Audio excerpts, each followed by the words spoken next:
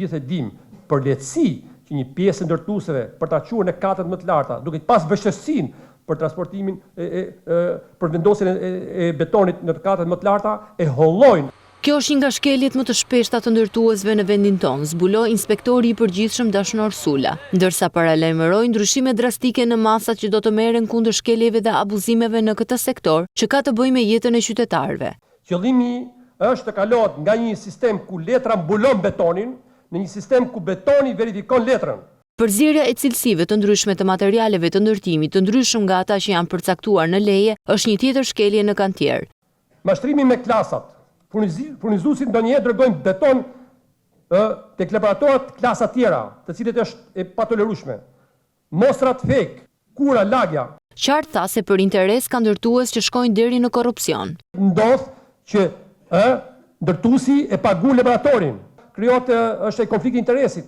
Duke theksuar se dokumentacioni në rregull nuk tregon plotësisht të vërtetën e asaj që ndodh në kantierët e ndërtimit, theksoi ndryshime rrënjësore në skemën e inspektimit të Inspektoriatit Kombëtar të Mbrojtjes së Territorit. Do duhet përveç inspektimeve të planifikuara, trupa e inspektimit të IKMT-s që ka me ligj që të vetë të bëjë dhe inspektimet të rastishme të menjëhershme, jo të kthehet në normë abuzive.